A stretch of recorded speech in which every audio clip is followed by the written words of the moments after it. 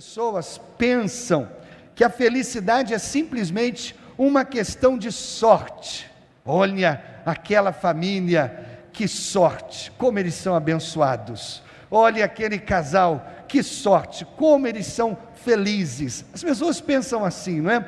Felicidade é uma questão de sorte. Elas acham que se você está feliz, você tem sorte, você tem boas circunstâncias, parabéns para você, você é feliz. Queridos, na verdade a felicidade pode ser aprendida. Se ela pode ser aprendida, ela pode ser ensinada, e a Bíblia é farta em ensinos sobre a felicidade. Ela é uma qualidade que você pode aprender. Há certas atitudes que, se você as aprende, sua felicidade aprende e pratica, a sua felicidade na vida aumentará exponencialmente. Algumas atitudes, se você não tem essas atitudes, se você não pratica essas atitudes, a sua infelicidade aumentará proporcionalmente.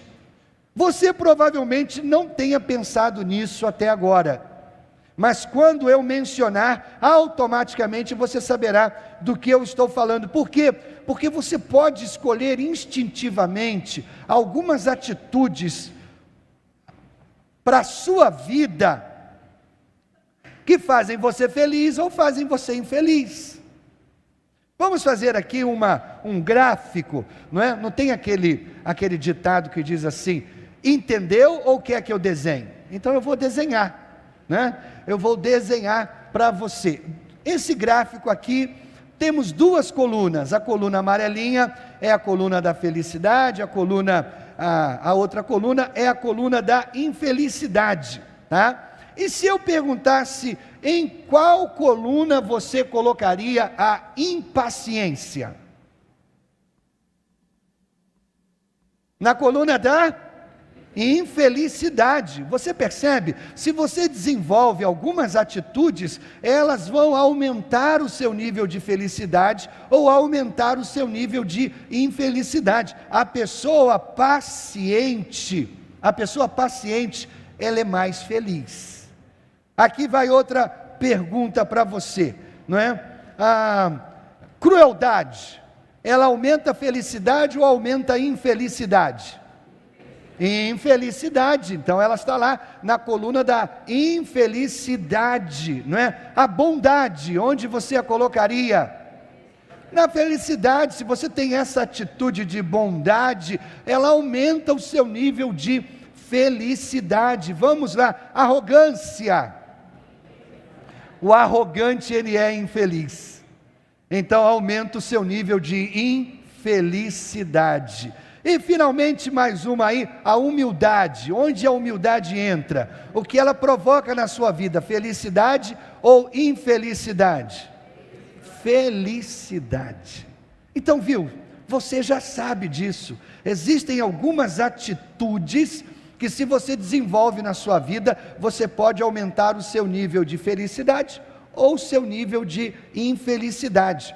O que nós vamos fazer na reflexão de hoje, quando a gente volta para o livro aos Filipenses, né, de Filipenses, é olhar para quatro atitudes muito importantes que podem construir vida em você, construir felicidade em você. Queridos, a felicidade é um assunto muito, muito sério.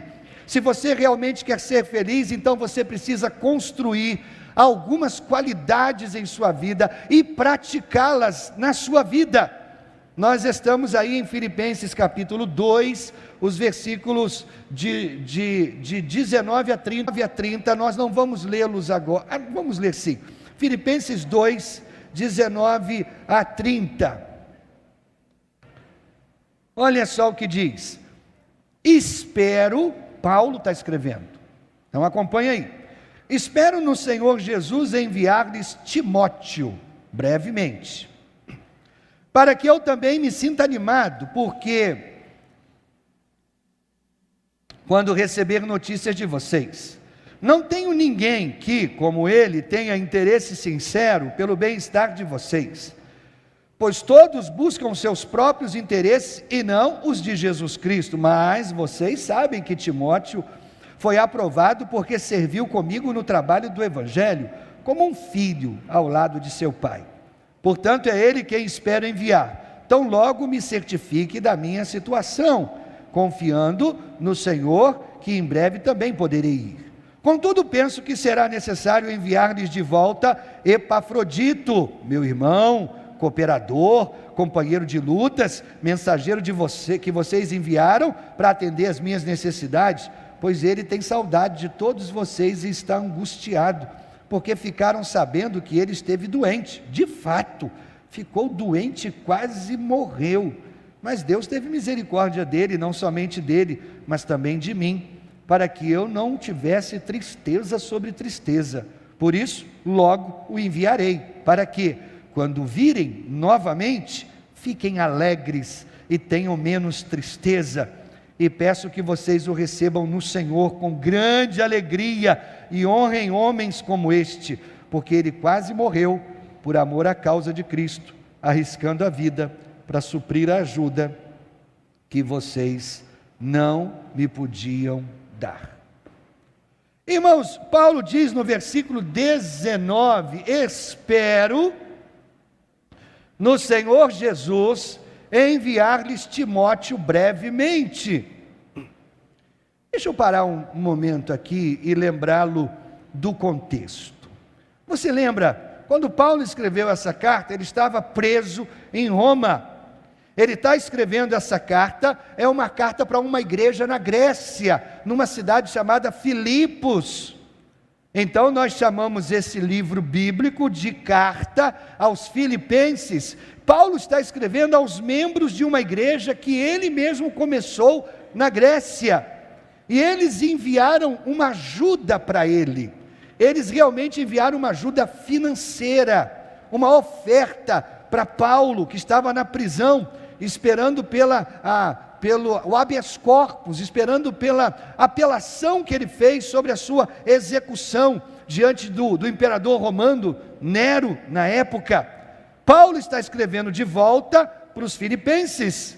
Irmãos, na verdade esse livro do Novo Testamento é uma carta de agradecimento por uma oferta financeira. No meio desta carta, Paulo coloca algumas questões muito pessoais.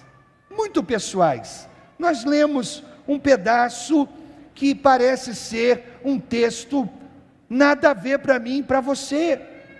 À primeira vista, esse texto parece ser um texto corriqueiro, comum. Parece que Paulo está falando sobre dois caras que estão com ele em Roma, e ele vai mandar esses caras de volta para a Grécia. Aí quando você lê essa carta, você pode perguntar, ou pelo menos esse texto, você pode perguntar: e daí? Por que Deus incluiu isso na Bíblia? Por que isso está aí na Bíblia? É apenas uma nota pessoal, é algo íntimo sobre dois indivíduos da igreja em Filipos, e também Paulo conhece, e Paulo se relaciona com eles. Você poderia pensar que essa é uma daquelas passagens da Bíblia que estão lá e a gente passa os olhos rapidamente sobre ela. Você está errado. Porque a Bíblia diz que tudo que está na Bíblia está lá para nos ensinar alguma coisa. Então você precisa ler textos como esse com um olhar diferente.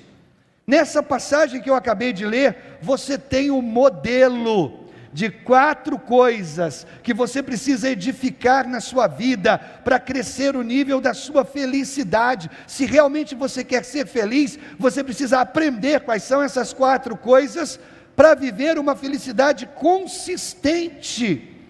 Nesse texto existe o modelo dessas 4 atitudes que levam à felicidade na vida desses dois sujeitos chamados Timóteo e Epafrodito.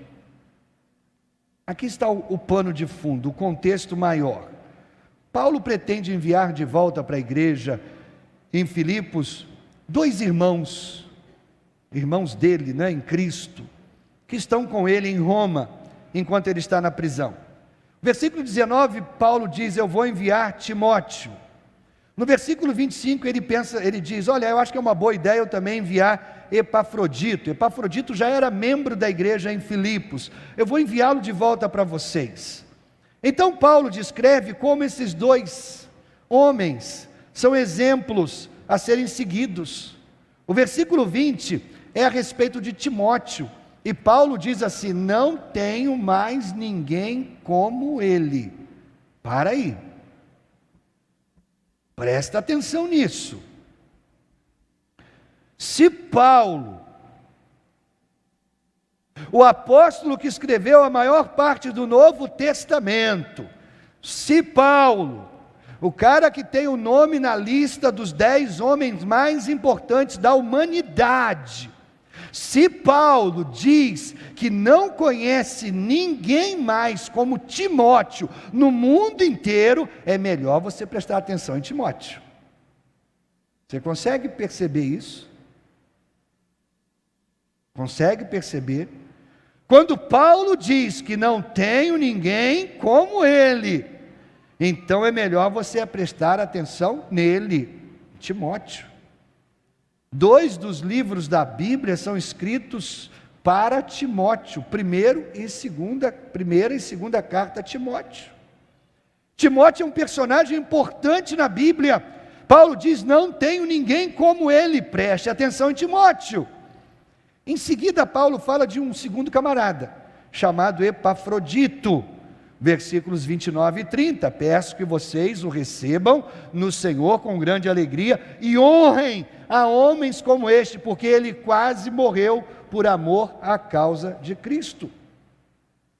Paulo diz, e aqui está a razão, irmãos, pelo qual nós estamos olhando para esse texto, e falando sobre hábitos da felicidade. Paulo diz, eu vou enviar esses 2 homens de volta a Filipos por 3 razões. O texto diz, eu vou enviá-los de volta por 3 razões. Versículo 19, para que eu também me sinta animado. Versículo 28, para que vocês fiquem felizes. E ainda na continuação, versículo 28, para que eu possa ter menos tristeza. Você percebe a conexão desses homens com a alegria de Paulo? A conexão desses homens com a alegria da igreja em Filipos? Então Paulo está dizendo, não importa o que eles estejam fazendo, apesar do que estão passando, isso vai fazer vocês mais felizes, isso vai me deixar mais feliz, isso fará com que nós tenhamos menos tristeza. Como seu pastor, sinceramente, eu quero que você seja feliz, quero mesmo, claro que eu também quero ser feliz, e eu quero que todos nós tenhamos menos tristeza na nossa vida. Então vamos olhar para essa passagem dessa maneira. Faz sentido, irmãos? Faz sentido? Eu consegui mostrar para vocês como esse texto é importante? Faz sentido? Faz sentido para você? Então nós vamos mostrar o que há sobre esses 2 homens que faz com que eles sejam tão dignos. E eles estão na Bíblia, nessa pequena nota de rodapé, que parece uma nota muito pessoal, mas Paulo diz assim, eu estou enviando esses caras. E eu estou enviando, na Bíblia Viva diz assim, isso me fará feliz e aliviará todos os meus cuidados, as minhas preocupações. O que essa passagem nos ensina é que existem quatro atitudes que você precisa aprender na sua vida para que a sua felicidade aumente e a felicidade das pessoas ao seu redor aumente. E é isso que nós vamos ver nessa noite. A primeira coisa que você precisa aprender é essa daí. Você precisa tirar o foco de si mesmo. Queridos, esse é o ponto de partida para toda a felicidade que você deseja gozar na vida. Eu preciso mudar o foco de mim mesmo. Você precisa mudar o foco de si mesmo. Eu preciso me importar menos comigo e mais com as outras pessoas. Eu tenho que me preocupar com as necessidades daqueles que estão ao meu redor. se tudo que eu penso é em mim, eu vou ser uma pessoa extremamente infeliz. Se eu realmente quero ser feliz na vida, eu preciso tirar o foco de mim e apontar para outras pessoas. Paulo dá o exemplo de Timóteo a respeito disso nos versículos 20 e 21. Ele diz assim: não tenho ninguém como ele que tenha interesse sincero pelo bem-estar de vocês, pois todos os outros, eles estão buscando o quê? Seus próprios interesses. Você diria que isso é verdade sobre a maioria das pessoas de hoje? Todo mundo cuida dos seus próprios interesses, isso é verdade? Melhor, inverta o pensamento. Você poderia fazer uma lista das pessoas que estão cuidando dos seus interesses? Você poderia pensar nelas, não muitas, não é? Seria uma lista extremamente curtinha. A maioria das pessoas não estão preocupadas com os seus interesses, elas estão preocupadas com os interesses delas, seus próprios interesses, não os seus. Paulo diz: eu não tenho ninguém como esse cara, porque ele realmente tem um interesse genuíno por vocês, não simplesmente por si mesmo. Todo mundo cuida dos seus próprios interesses. Timóteo não. Timóteo tem um genuíno interesse pelo bem-estar de vocês. Repare nessa frase: não tenho ninguém como ele. Irmãos, em outras palavras, pessoas altruístas são muito raras. Paulo está dizendo: é difícil encontrar alguém como Timóteo. E ele diz que tenha interesse sincero. Pode haver algumas pessoas que finjam interesse em você, e elas estão sempre olhando por cima dos seus ombros para ver se mais adiante existe alguém mais importante, ou alguma coisa mais importante que elas deveriam estar fazendo, ou seja, elas estão fingindo interesse em você. O que nós estamos falando aqui é uma questão de foco. A primeira chave para a felicidade é que você precisa mudar o seu foco. Você tem que mudar seu foco para outras pessoas. Você precisa aprender a cuidar de outras pessoas. Você costuma fazer isso? Normalmente não. Isso é algo que nós temos que aprender. Quando você entra numa sala, normalmente você não entra na sala pensando assim: quem nessa sala aqui precisa da minha ajuda? Não é verdade? A gente não entra pensando isso. Você entra na sala e você pensa assim: como é que eu estou? Será que está tudo direitinho comigo? É isso que você faz. Naturalmente a gente não pensa nos outros. Paulo destaca que as pessoas estão envolvidas com seus próprios assuntos, com seus próprios interesses. Elas não estão se importando, elas não estão olhando para as necessidades de outros. Filipenses capítulo 2, o versículo 4, na mensagem, nós olhamos para esse versículo na semana retrasada. Eu amo como a mensagem traduz, diz assim: não fiquem obcecados em tirar vantagem, esqueçam-se de vocês o suficiente para estender a mão e ajudar. Que lindo, né? Que lindo versículo. Não fiquem obcecados. Será que você faria isso? E se você fizer isso, em qual coluna você colocaria essa atitude? Na felicidade ou da infelicidade? Na felicidade, claro. Quando você não fica obcecado pelos seus próprios interesses, obcecado em tirar vantagem de tudo, quando você estende a mão e ajuda, você é mais feliz. Agora, isso não é fácil, porque, irmãos, tudo na nossa cultura milita contra isso. Tudo na nossa natureza nos ensina a ser autocentrados. O Brasil está se tornando assim, mais e mais egocêntrico. O contexto da nossa cultura ensina você a pensar em você mesmo, depois em você, aí em terceiro lugar você pensa em você também, só quando chega lá no quarto ou no quinto, você começa a pensar em você de novo.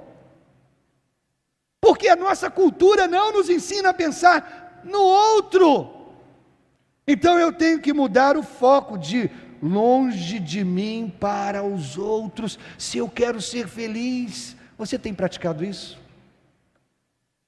Quantas horas da sua semana, por exemplo, você presta serviço voluntário para ajudar outras pessoas?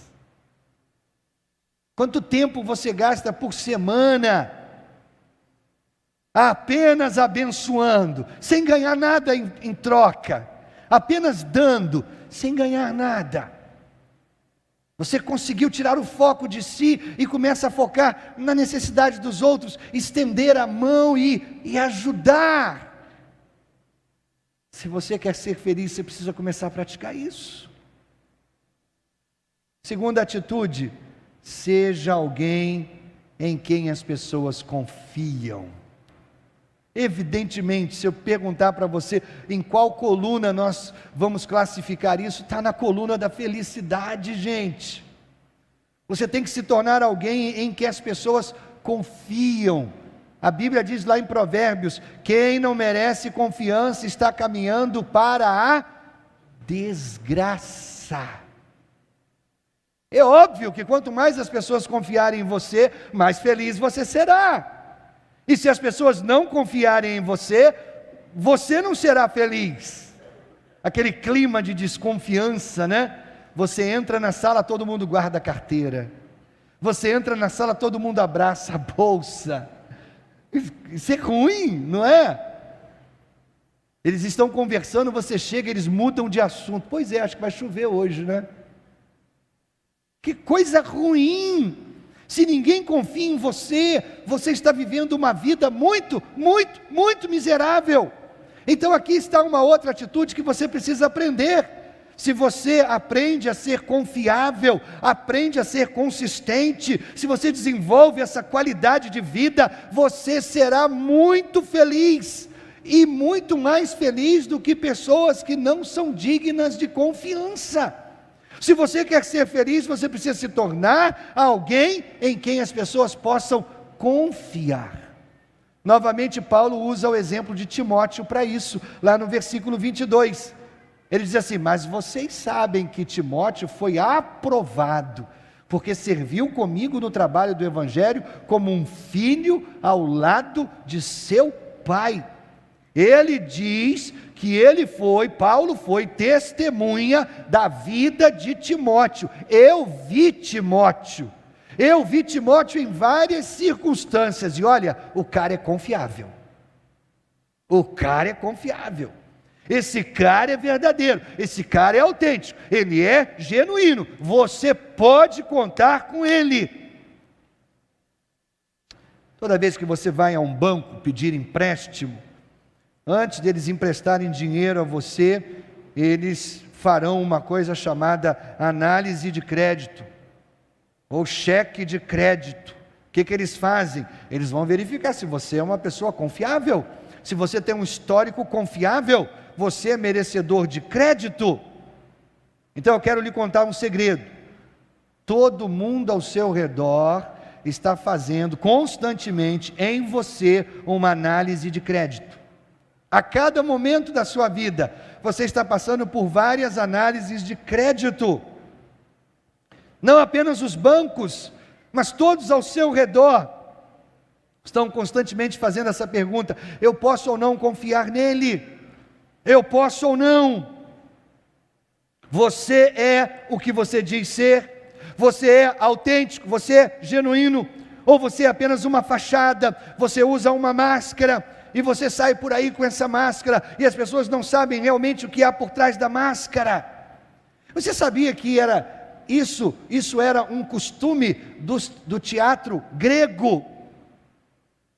Um ator representava vários personagens.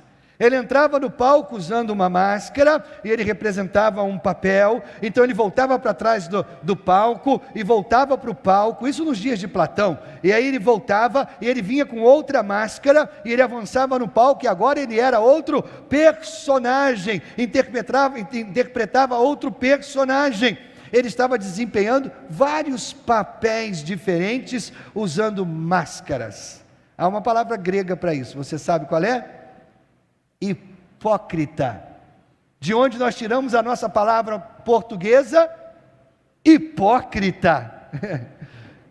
Ele não é o que ele parece ser. Isso é hipocrisia. Hipocrisia. Hipócrita significa alguém que age de uma maneira na quadra de futebol, age de outra maneira com a família, os filhos ou a esposa, age de outra maneira na igreja, age de outra maneira no trabalho, ele usa máscaras. Você realmente não sabe quem ele é de verdade. Talvez ele mesmo nem saiba mais quem ele é. Paulo está dizendo, você sabe que tipo de pessoa Timóteo é, porque ele é aprovado, ele foi verificado, ele passou por uma análise de crédito. Querido, se você vai ser feliz, então você precisa aprender a ser consistente, confiável. Você tem que aprender a ser confiável. Como é que você desenvolve uma reputação de confiabilidade? Eu destaco duas coisas para você ser confiável. Primeiro, viva com integridade. O que eu quero dizer garanta suas ações, que as suas ações correspondam às suas palavras. Faça o que eu faço, e faça também o que eu digo, porque o que eu digo é exatamente o que eu faço. Isso é integridade. Eu não falo uma coisa e vivo de outra maneira. O que você mostra é o que você é de verdade. Viva com integridade. 2, não apenas viva com integridade, mantenha suas promessas. Mantenha suas promessas. O Salmo 15 diz assim, que mantenha a sua palavra, mesmo quando sai prejudicado. Hoje em dia não tem mais esse negócio aí não, isso é mosca branca. Você sabe o que é mosca branca? É raridade. Raridade. Há um menor sinal de prejuízo, as pessoas já dizem logo, estou fora. Mas você se comprometeu, não, mas isso daí vai me levar ao prejuízo. Mas você deu a sua palavra, não, mas eu agora estou fora. O texto diz que mantém a sua palavra mesmo quando sai prejudicado. Olha, eu disse que eu ia vender por X, o dólar mudou, agora custa X mais Y, mas eu vou manter a minha palavra, eu vou vender por X. Por quê? Porque eu sou uma pessoa que mantém a minha palavra é cara. Mas você vai sair no prejuízo, e daí? Prejuízo maior é ter o meu nome manchado. Aliás, dica de filme, hein? Olha, para ver no feriado. As Bruxas de Salem. Para ver no feriado. Tem tudo a ver com integridade. Nome. O meu nome é o meu maior patrimônio. Eu mantenho a minha promessa. Olha só o que diz esse mesmo versículo na Nova Tradução da Linguagem de hoje. Ele cumpre o que promete, mesmo com prejuízo próprio. Ele cumpre. Então, se eu quiser ser feliz, eu tenho que desviar o foco de mim, focar na necessidade dos outros. Não é sobre mim, a vida não é sobre mim. Segundo, eu tenho que me tornar alguém em quem as pessoas confiam. Nós vemos que Timóteo é exemplo disso. Agora, irmãos, Paulo é uma celebridade. Paulo escreveu a maior parte do Novo Testamento, como nós já dissemos. No entanto, Paulo sabe que alcançamos muito mais quando nós trabalhamos juntos. Então, aqui está a terceira habilidade que você precisa aprender para você ser feliz na vida. Aprenda a trabalhar bem com os outros. Paulo é o cara, mas ele sabia que precisava dos outros para fazer mais. Você quer saber a verdade? As pessoas não ensinam mais isso. Não ensinam mais isso. Se os pais não ensinam aos seus filhos a trabalhar em equipe, onde eles vão aprender isso? Onde vão aprender? A gente precisa aprender a trabalhar bem com os outros. O que eu estou realmente falando aqui? Eu estou falando, gente, sobre a habilidade de ser um membro de uma equipe, a habilidade de colaboração, a habilidade de trabalhar juntos. Se você não trabalha bem com as outras pessoas, você será infeliz na vida. O que eu preciso aprender para trabalhar bem com as outras pessoas? Você precisa aprender duas coisas que a Bíblia diz. Primeiro, aprenda a cooperar. Eu preciso aprender a cooperar. Isso não é algo que se faz automaticamente. Esse é um dos objetivos da criação de filhos, aprender a cooperar, ensinar seus filhos a compartilhar os brinquedos, ensinar seus filhos a arrumar os brinquedos, ensinar seus filhos a cooperarem frequentemente com as pessoas que são muito diferentes deles, a aprender a cooperar. Cooperar. Eu preciso aprender a cooperar. Eu amo a paráfrase da mensagem de uma das bem-aventuranças, Mateus capítulo 5, ao versículo 9, diz assim: abençoados são vocês que conseguem mostrar que cooperar é melhor que brigar ou competir. Você é mais feliz, abençoados serão, felizes serão, quando você aprende que é melhor cooperar do que brigar ou competir. Por quê? Porque se você aprende a cooperar com os outros, a sua felicidade aumentará. Trabalhar em equipe. Agora, não é só preciso aprender a cooperar. Existe uma segunda aqui. Aprenda a cooperar e aprenda a ser atencioso. Aqui está outra atitude que é fácil de classificar na coluna da felicidade. Quando você é atencioso com os outros, quanto mais atencioso você for com as pessoas, mais feliz você será. Quanto mais desligado você for das pessoas, mais infeliz você será. Essa é a chave para a felicidade. Quanto mais você aprende a ser atencioso com as necessidades de outras pessoas, as dúvidas de outras pessoas, os medos das outras pessoas, mais atencioso você aprende a ser com o marido, mais atencioso com a esposa, mais feliz será o seu casamento. Se você é distante, você vai ter um casamento infeliz. 1 Coríntios 1:10 na mensagem: vocês precisam aprender a entrar em acordo, devem ter consideração uns pelos outros, cultivando a vida em comum. Paulo tem outro texto sobre isso, 1 Coríntios 10, também eu procuro agradar a todos de todas as formas, porque não estou procurando o meu próprio bem, mas o bem de muitos, para que sejam salvos. Paulo está dizendo: olha, eu coloquei a conversão dos outros antes do meu conforto, eu coloquei a sua conversão antes do meu conforto. É isso que me interessa na vida, é o que Paulo está dizendo. Aprenda a trabalhar em equipe. Agora existe uma quarta atitude. Se eu quiser ser feliz, eu tenho que aprender e praticar essas coisas.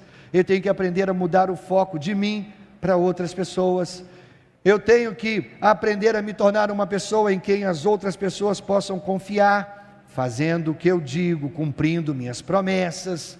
Em seguida, eu tenho que aprender a trabalhar em equipe com outras pessoas, aprendendo a cooperar, sendo atencioso no trabalho, na casa, no bairro, qualquer lugar, eu sou atencioso, isso aumenta o meu nível de felicidade. Agora, há uma outra coisa, e essa é um problema.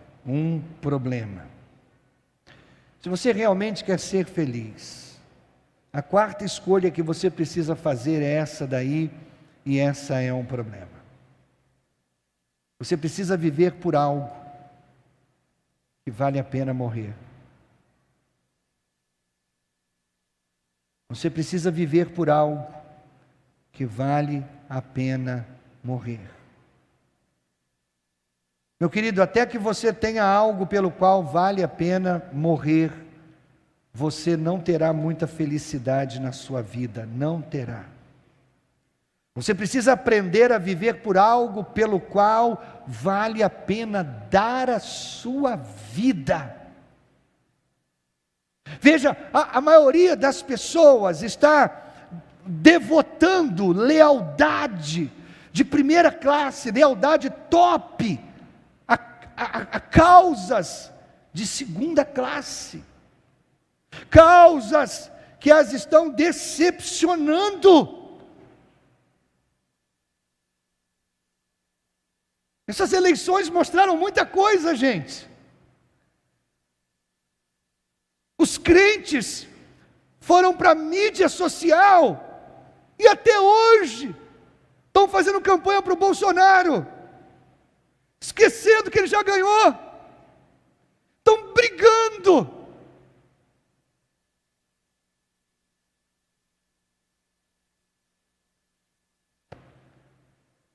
Eu nunca vi os crentes tão aguerridos defendendo um Messias que se chama Jair.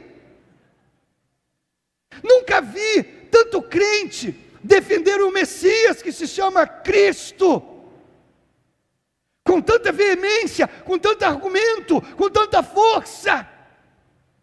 Há tanta gente devotando tanta energia a causas de segunda classe. Muitas vezes a gente investe um grande compromisso a causas pequenas que não vão durar, não vão durar. A questão que você precisa se perguntar é para o que você está dando todo o seu tempo, a sua energia, seus pensamentos, ou o que mais? Você está dando todo o seu tempo, energia, dinheiro para coisas pequenas? Pergunte, essa causa que eu estou defendendo, o quão será importante daqui a 5 anos, 10 anos, melhor ainda, daqui a 100 anos? Pense nisso. Gente, o melhor uso que você faz da sua vida é quando você investe a sua vida naquilo que é maior que a sua própria vida. Esse é o melhor uso. Você precisa viver por algo que vale a pena morrer por isso. Você não está pronto para viver, para realmente viver, até que você saiba pelo que vale a pena morrer. Se você nunca descobriu isso, você está apenas desperdiçando a vida. Você não está realmente vivendo, você está existindo, sobrevivendo.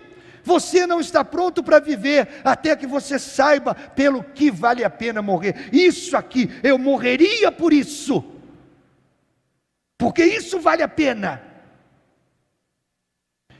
Paulo termina com essas palavras sobre Epafrodito, nos versículos 27 e 30. De fato ficou doente, quase morreu, por amor à causa de Cristo, arriscando a vida para suprir a ajuda que vocês não me podiam dar.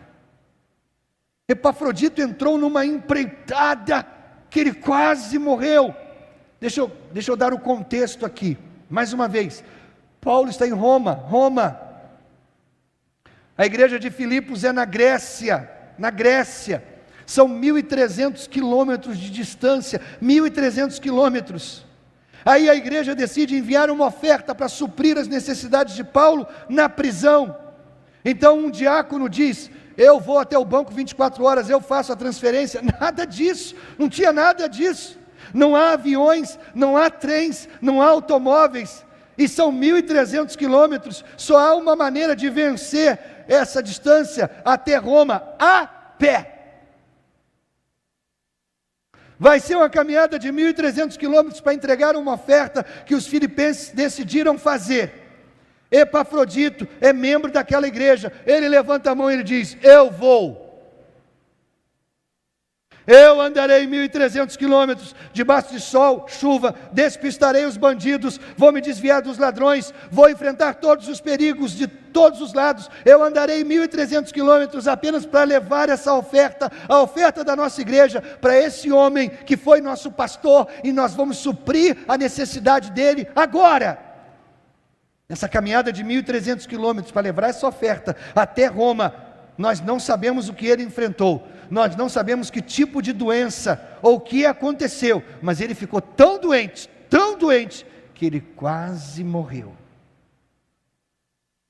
Isso é o motivo pelo qual todo mundo estava preocupado, a igreja estava preocupada, porque eles ouviram falar: Epafrodito quase morreu. Mas apesar do sofrimento, ele conclui a missão, ele terminou o que havia iniciado, ele entrega a oferta. Deixe-me fazer duas perguntas muito pessoais para você. Que compromisso você iniciou e abandonou no meio do caminho? Iniciou e não terminou. Epafrodito. E se Epafrodito adoecesse, desistisse e voltasse para Filipos, ele não teria completado a missão, ele não teria chegado até o fim. Que compromisso você fez que você precisa manter? Talvez é um compromisso com o seu cônjuge, um compromisso que você fez com seu marido, um compromisso que você fez com a sua esposa: eu farei isso, eu vou trabalhar um pouco mais nisso, mas você não fez. Talvez um compromisso que você tenha feito com um dos seus filhos, ou com um amigo, talvez um compromisso que você tenha feito com o próprio Deus, e você abandonou no meio do caminho. Você se comprometeu sustentar a sua igreja, mas você não cumpriu sua palavra. O que você começou e precisa completar? O que você começou? Você se comprometeu com Deus, você precisa manter o seu compromisso. Você precisa terminar, você precisa ser consistente, você precisa ser confiável. Segunda pergunta: seu compromisso com Jesus é profundo o suficiente para fazer você arriscar sua própria vida? Seu compromisso com Jesus é profundo o suficiente que faz você arriscar a própria vida? É por isso que essas pessoas, Timóteo e Epafrodito, são pessoas raras. Não há muitas desse tipo de pessoa. Se a sua igreja, a segunda igreja batista, lhe pedisse para você caminhar 1.300 quilômetros para entregar uma oferta, você faria isso?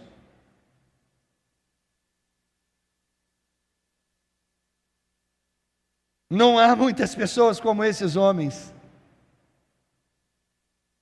Eu vou fazer isso, eu andarei 1.300 quilômetros para levar essa oferta para Paulo, que está em necessidade lá em Roma. Eu farei isso. Você faria isso? Você faria isso? Não há muitas pessoas assim, isso é raro. Isso é raro. Quando a gente chega em janeiro, a gente, por causa das férias, por causa do horário de verão, por causa do calor, a gente para de fazer o culto das 18 horas para fazer só o culto das 19h45. Você sabia que algumas pessoas param de vir à igreja? Por quê? Porque o horário de culto para elas é 18 horas. Não tem culto às 18, eu não vou mais. Aí ficam checando, quando é que volta o culto das 18? Para voltar a frequentar a igreja. Sabe quando essas pessoas vão andar 1.300 quilômetros? Quando elas forem para o inferno. Porque não são crentes de verdade. Não são crentes de verdade. As pessoas são raras. É por isso que a Bíblia diz: honre homens como esses. Paulo diz: olha, vocês devem honrar Epafrodito. A gente tem que honrar homens assim. A maioria das pessoas diz: eu vou viver para Cristo quando for conveniente. conveniente, mas agora eu tenho alguma coisa mais urgente para fazer, me desculpa, não posso me comprometer com Jesus. A maioria das pessoas ficaria feliz em viver para Jesus, desde que viver para Jesus fosse conveniente, confortável. Ok, você está disposto a viver para Cristo no trabalho, quando é inconveniente? No trabalho, quando for desconfortável? Se não, então você não é muito cristão. Não é, não. É por isso que a gente, quando conhecer pessoas assim, a gente tem que honrar pessoas assim. Deus diz para honrar aqueles que se arriscam para compartilhar o Evangelho. Deixe-me contar para você um pequeno segredo. Creia você ou não, Deus ainda não terminou de testar a sua fé. Então prepare-se. Você acha que Deus vai deixar você simplesmente seguir o resto da sua vida sem provar a sua fé mesmo? Você acredita nisso? Você acha que Deus vai dizer: todos os grandes riscos na sua vida agora ficaram para trás, de agora em diante é só festa e conforto? Você está brincando, se você acredita nisso. Se você acredita nisso, essa não é igreja para você. Tem outra igreja na cidade que diz: é só bênção, só conquista, só vitória. Aí quando a paulada vem, você está com pouca fé. Quem tem muita fé não passa por isso. Enquanto você estiver vivo, Deus vai continuar testando você com decisões arriscadas por Ele, para o reino dEle, testando a sua fé. Agora mesmo nós temos enormes frentes de trabalho se desenvolvendo em nossa igreja, através dela. Você acha que Deus trouxe você para essa igreja para simplesmente sentar aí e assistir isso acontecer? Você acha mesmo? Então eu tenho uma boa notícia para você.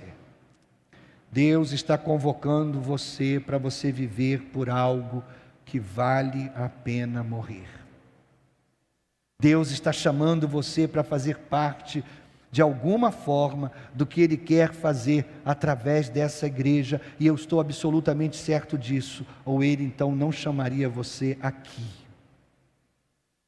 Então, tudo que eu gostaria que você fizesse essa semana, diga para Deus, a oração mais perigosa, lembra qual é a oração mais perigosa? São duas palavras conjugadas em apenas uma.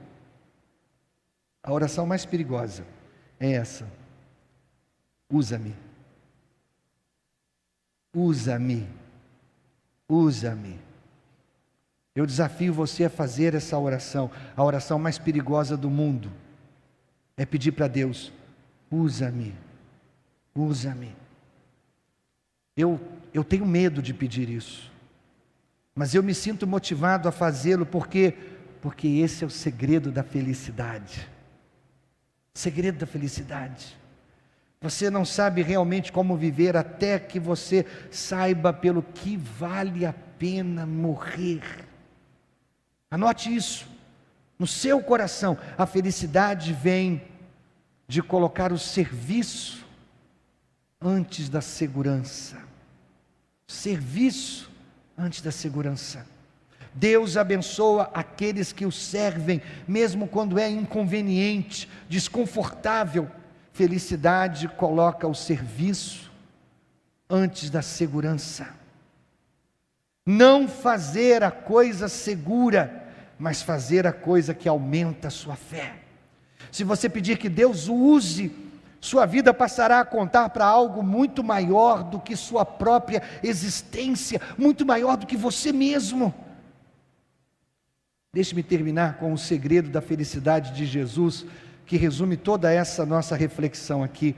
É Marcos capítulo 8, versículo 35, não está aqui e nem está no seu GAM. Jesus diz assim: somente aqueles que põem de lado a sua vida, por minha causa e por causa da boa nova, é que saberão o que realmente significa viver. Marcos 8, 35.